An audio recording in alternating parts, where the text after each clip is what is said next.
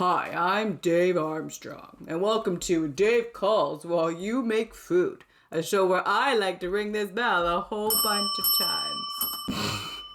Hi, I'm Dave Armstrong, and welcome to Dave Calls While You Make Food. Today we have a great guest. It's Stephen Barrett from the Seasoned Plate. He does restaurant reviews, recipes, everything. Let's give him a call. All right, hey, we're here with Stephen Barrett from the Seasoned Plate. How are you doing today?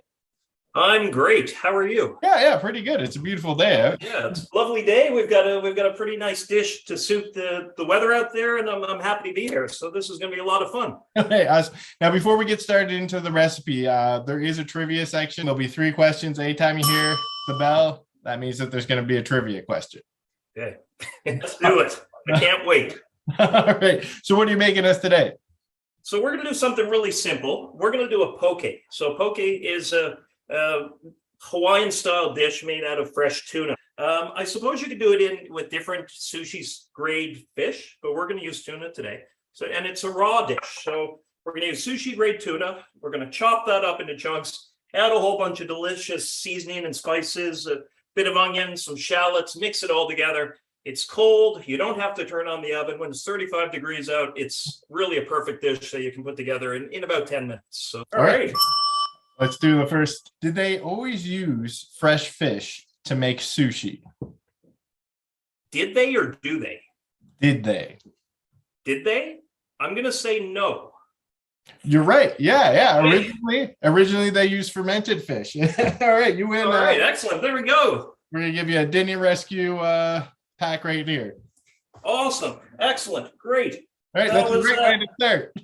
Excellent. Yeah, so we'll get going here. I didn't even have my knife out. I'm totally unprepared. This isn't even the knife I like to use, but we're going to roll with it. So I'm going to start cooking. How about that? We're preparing this thing. All right. So like I said, just a fresh piece of tuna. If you can get local, go for it. In Nova Scotia and on the East Coast, we have so much great seafood. There are lots of markets and fishermen and different places you can source this stuff. So get the fresh, get the local when you can. What I'm simply doing, I have this thawed out, and I'm just going to cut it into cubes. So I laid my tuna flat, and I'm going to go down with my knife this way. And then if I just twist my tuna 90 degrees and cut again, we're going to create perfect little cubes for our dish. And what we're going to do, I'm going to put everything in a bowl to mix together, and then we can put it in our serving plate a little bit later. But as you see, they just come into perfect little cubes. They're about 1/2 inch by 1/2 inch wide. We'll just chuck them right in our bowl. And now we're going to get to making a whole bunch of delicious things to go in there. What I have, I'll just run through the ingredients. We have a green onion. We have a shallot. If you don't have a shallot, you can use pearl onions or chop up a regular onion really small. Lots of options there. Of course, we're going to use some of the Big Cove Foods Sesame Secret. This is a killer spice blend. Has nice, beautiful sesame seeds in there that goes really well with poke. In addition, sesame oil, soy sauce, some vinegar, maple syrup, chili flakes if you want that heat. If you don't, you can leave it out, and some Maggi seasoning. So that's what we're using today. So I'm going to go ahead and get to work. Right. With our green onion, just going to slice it nice and fine. So we make sure when you're cutting, if you keep your knuckles like this, it should keep the knife away from your fingers, which is a safe way to cut. So I can look up and cut while I'm doing this. And my knuckles will just protect me from getting chopped. So I go ahead, about 1/2 green onion. I can go ahead and chuck that into my bowl. That can go in there now. You're making this super easy for me because you're on a mission. I love it. There we go. Yeah. Next thing we've got is our shallot.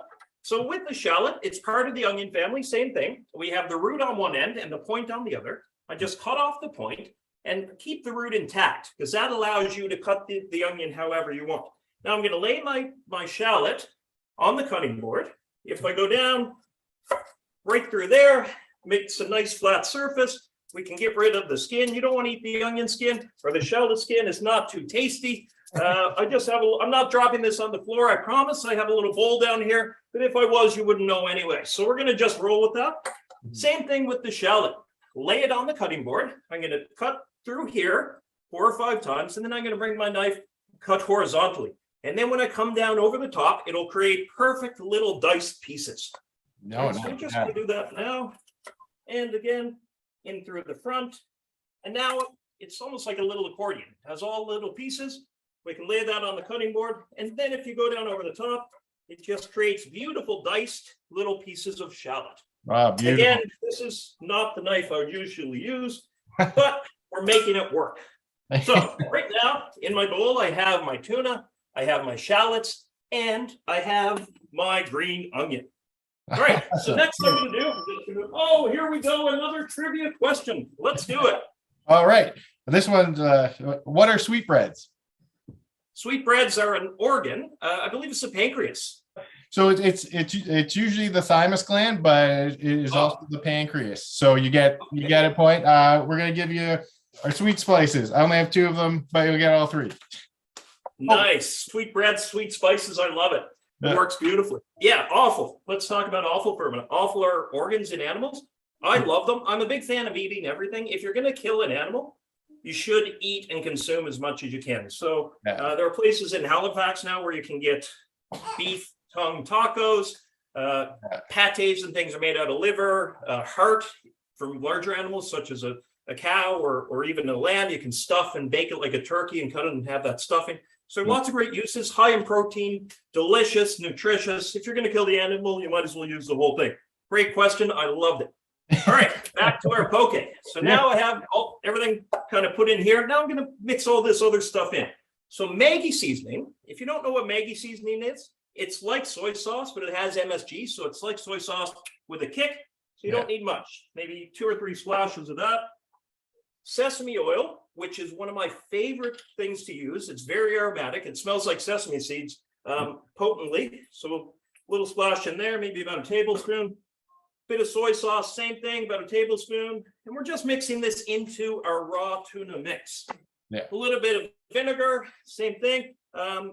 Rice wine vinegar or white wine vinegar, or whatever you want. And because we're going to put a little Canadian kick on this, with all this salty umami flavor, it's nice to have a little sweet kick. So you can do honey, you can do sugar. I'm going to do maple syrup. It's local, it's Nova Scotian.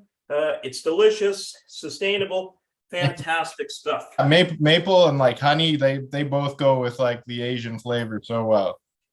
Absolutely. And yeah, as humans, we like salt, we like sweet. Put them together, you got a knockout. So now I have all of those ingredients here. I just gave them a little stir. Now you can put that in the fridge to cool it down. I would recommend it. It does taste better cold. And it's hot out, so it'll work really well. I'm going to put a little bit of chili flakes in there because I like that kick. Yeah. And don't let me forget, I'm absolutely going to use this Sesame Secret. Yeah. But I'm going to do 2 things with that. Okay. When I do poke, when I plate it up, and we'll do that in a second, I like to mix kind of sesames in, but then I like to have a little bit on top just for showmanship. It makes the dish look nicer. It works really well. So I'm going to grab the Sesame Secret. As you can see, I've got your product everywhere. You guys make great stuff. There we go. Got a teaspoon worth of that. They really do. If you haven't tried it yet, check it out. A lot of really interesting ingredients, thoughtful spice blends, and some of it is really killer. I love the mustard one too, the mustard harmonizer. Yeah, harmonizer. Oh, it's great. It has a zing, really nice. So there we go. We have this mixed up. I'm going to go ahead and put that into my bowl, and then we can just eat this. I eat this as a midnight snack. I eat this kind of as a lunch. Whenever I kind of want something healthy, I don't want to cook, hit up a little poke bowl. And then again, another sprinkle of your spice on top. And there we go. And there we have a fresh bowl of poke. Awesome. Yeah, we can also, I'm just going to grab one of these from down here. And also take a little green onion. Dice a few more of those just to sprinkle on top to make it look nice and pretty. Right? We eat with our eyes first, so if you can make a dish look pretty first, then you're going to enjoy it more as well. So that's the poke. Awesome. Delicious. It's nutritious. I love it. I can eat this stuff all the time. Like I said, I'd pop it in the fridge for maybe half an hour first, but I'm going to go ahead and just try one of these right now. Okay. It's great. Excellent. Has sweet, has savory, salty, have that fish omega-3s in there. The sesame blend with that little crunch, it's perfect. I'm going to add, actually, one more thing. Yeah. Forgot. little sprinkle of salt, and then we're Yeah, perfect. good to go. That's it. 10 minutes, couple ingredients, dish in your bowl. Super easy. Grab the spice blend, mix it up. It's great. All right. Yeah, great. Okay, we'll do the last question. True or false? Philadelphia cream cheese has never been made in Philadelphia. Oh man, I have no idea, but I think it's a trick question. I'm going to say false. It's true. It's never been. So it was invented in New York, and the reason they called it Philadelphia cream cheese is because in 1808, Philadelphia was known to have like amazing dairy. And so they just named the cheese after it. Yeah. It was Yeah. Awesome. You learned something new. Yeah. So we can check you out at seasonplate.ca. And you also have a great Instagram going, and you do restaurant reviews that drop every Thursday, right? We do, yeah. So Yeah. we've got the restaurant reviews. We do them every Thursday. We have some other projects in the works that should be kind of dropping within the next couple of weeks, which we're really excited about. Might keep quiet on that for now, but we'll be pushing that on our Instagram soon. So super excited about some stuff happening. But yeah, we do restaurant reviews, we do recipes, cooking classes. If you want a suggestion, hit us up. If you have questions, happy to help. Whatever you need, food, drink, travel within Atlantic Canada, we're here to help if we can. And check out Big Cove Foods. Great spice blends. They're making everything. So check them out. I love their stuff. I use it all the time. Oh, thank you very much. What are your top 3 restaurants in Nova Scotia? Oh man, that's really tricky to answer. When people ask that, I often ask, what's your price point and what kind of cuisine? Do you want something super fancy and uptight, or do you want something casual, relaxed, and then kind of a region? But kind of off the top of my head, we'll just go 3 that I really like from 3 different regions. Yeah. Antigonish to Townhouse. They've got a great tap list. They have really excellent thought out food, really cool vibe. So Townhouse in Antigonish is great. If you're going to go Halifax, there's so many in Halifax. Yeah. But we're not even going to talk about Halifax. There's too many right now. There's so many great restaurants here. Yeah. In the valley, if you go to Bessie North House in Canning, I believe, they do a small 12-seater. You go in, you sit down, really, really well thought out cuisine. You can bring your own bottle of wine. It's excellent. And the third, I'll go 2 in Dartmouth region. The Canteen in Dartmouth, it's institution, kind of easy going, relaxed vibe with really thought out food. And then if you want some pasta, right around the corner is Maria's Pasta Pantry. They do some stuff in-house. They do a lot of stuff where you can take it away. I used to make my own homemade pasta. Since Maria's has opened up, I just buy theirs and bring it home and boil it and add my own toppings. So those are all great. And I could talk for hours about great restaurants in this province. The level of food in this province continues to grow and improve. And it's a really exciting time to be here. Yeah, I agree with you totally. Well, thank you very much for coming on. I love this idea, a cool idea for a little series. Thanks for inviting me. This was a lot of fun.